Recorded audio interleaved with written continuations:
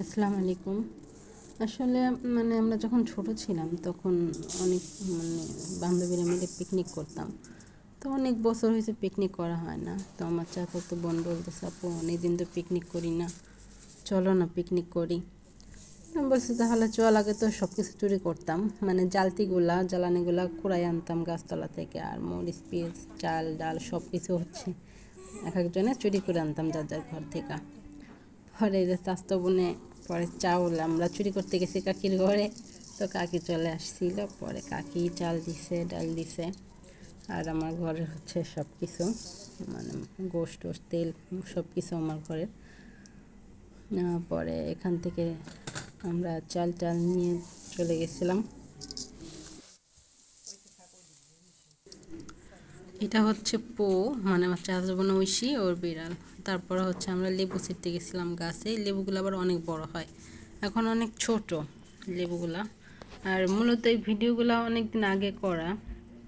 তো আমি অনেক অসুস্থ, যার জন্য ভিডিও আমি এডিট করতে পারিনি, দিতেও পারিনি। আমি মূলত অন্য ভিডিও ছাড়ি ইউটিউবে। তো আমি অনেক অসুস্থর জন্য রাত জেগে কাজ করতে এগুলো আমি এডিট করা এগুলো করতে পারছি না। তো যেহেতু বসে আছি তো এই ভিডিওগুলোই দিতে আসি। তো লেবু নেওয়ার পর দুটো লেবু ছিঁড়ছিলাম। এটাকে বলে ঘোড়া লেবু, যেটা অনেক বড় হয়, প্রচণ্ড পরিমাণে রস এই লেবুতে। তো দুটো ছিঁড়ছিলাম গাছ থেকে। পরে মরিচ পেঁয়াজ এগুলো কেটে রাখছিলাম।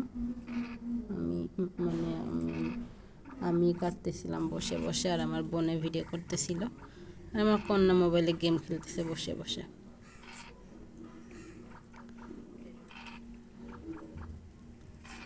মাঝে মাঝে আমার আম্মু এসে হেল্প করতেছিল।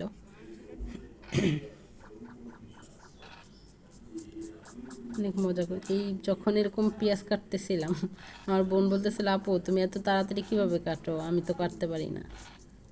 আমিও প্রথমে পারতাম না, পরে আস্তে আস্তে শিখে গেছি, ঠেলায় পরে শেখা আর কি। আলু দিয়েছিলাম অল্প, খিচুড়ি অনেক বেশি হয়ে গেছিল, তারপর আলু দিয়েছিলাম অল্প করে। আসলে গ্রামে থাকলে গ্রামের সব কিছু অন্যরকম, খুব ভাল লাগে। মশলা বাটতেছিলাম, মশলা টশলা সব আগে বেটে রেখেছিলাম, এগুলো আগে ভিডিও করে রাখছিলাম। অনেক অনেক বড় ভিডিও, তার কাটসাট করে সব মিলিয়ে যত ছোট করা যায় আর কি, যত ছোট করা যায় ওই ছোট করার চেষ্টা করতেছিলাম ভিডিও। আর ছোটোবেলা অনেক পিকনিক করছি বান্ধবীরা মিলে, এখন বান্ধবী কাউকেই তেমন একটা দেখি না।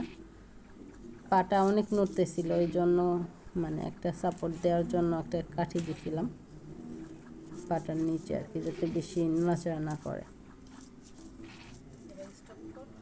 এই পাটাটা অনেক আগের, আমার দাদির হাতের, অনেক কিছুই নাই। পাটাটা আমার আম্মু খুব যত্ন করে রাখছে। চাউল ধুইছি, চাউলটা বোকামি করছি কি, চাউলটা অনেকক্ষণ ধরে ভিজায় রাখছি, চাউল ডাল সব ফুলে গেছে, ফুলে খিচুড়ি অনেক হয়ে গেছিলো। পরে ইট নিতেছিলাম, ইট দিয়ে রান্না করবো যেহেতু ইট নিয়েছিলাম। আগে একটু গর্ত করে তারপর ইট দিয়ে রান্না করতাম, এখন পুরো ইট নিতেছি, কোনো গর্ত টর্ত করি নাই।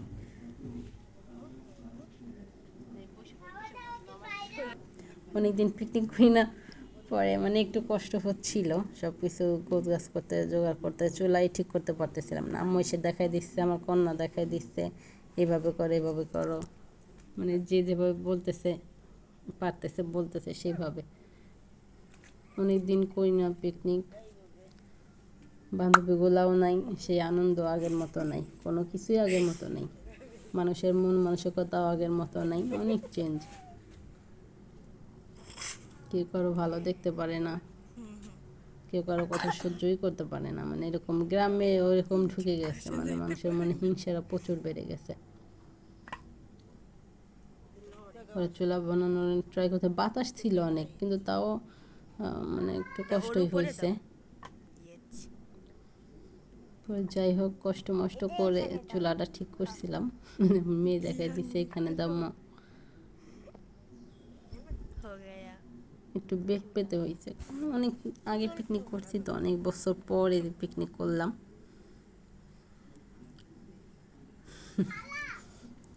পরে গেছিলাম আম্মুর মাচালে জালতি চুরি করতে আর কি, খড়ি পরে জালতি এগুলো চুরি করতে গেছিলাম। তার মধ্যে আমার হেল্পিং হ্যান্ড আমার মেয়ে ভিডিও করতেছিল, আমার চাচাতো বোন ঐশী। সেদিন মানুষ বেশি ছিল না, আমরা ওই 3 জনই ছিলাম। এখন আগের মতো মানুষজন দেখি না, আগে একটা কিছু করলে পোলাপান দৌড়ে আসতো, এসে বসে থাকতো। এখন দেখি না, ডাকলেও মানে পাওয়া যায় না এখন গ্রামের মানুষগুলারে। আগের মতো আন্তরিকতা খুবই কমে গেছে মানুষের মধ্যে।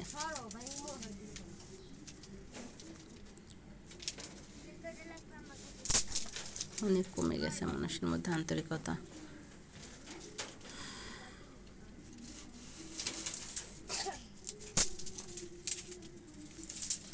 এখানে যাওয়া ছিল মিউট করে রাখছি, মানে অনেকটা আওয়াজ হয়, এই জন্য মিউট করে রাখছিলাম আর কি।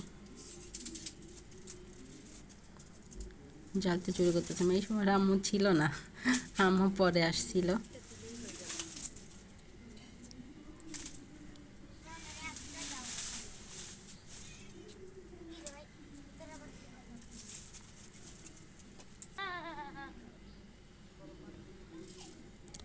বাতাসের জন্য একটু কষ্ট হয়েছিল।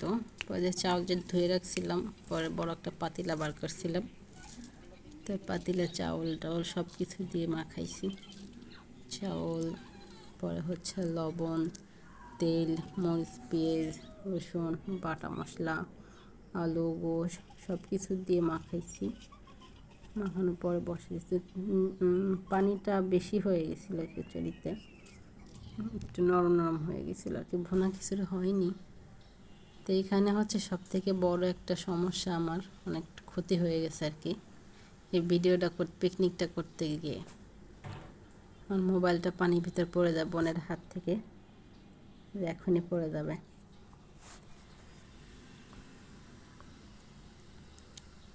মানে লস, টোটালি লস।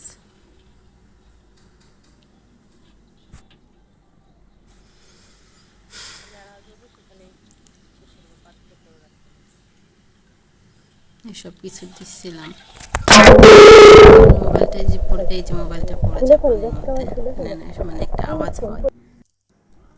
তবে বাইরে চুলা দিলেও মানে জালটা অনেক সুন্দর জ্বলছে, খড়ি দেওয়া হয়েছে, পরে শুকনো শুকনো যে জ্বালানিগুলো আছে, পেয়ারা গাছের ডাল এগুলা দিছিলাম, তো জালগুলো অনেক সুন্দর জ্বলছে, নিপতে দেয়নি আর কি। তো এই হচ্ছে খিচুড়ি, একদম নরম না একদম শক্ত না। কাকা খুবই পছন্দ করছে, আমার আম্মু এত নরমটা পছন্দ করে না তেমন, এমনি সুন্দর হয়েছে।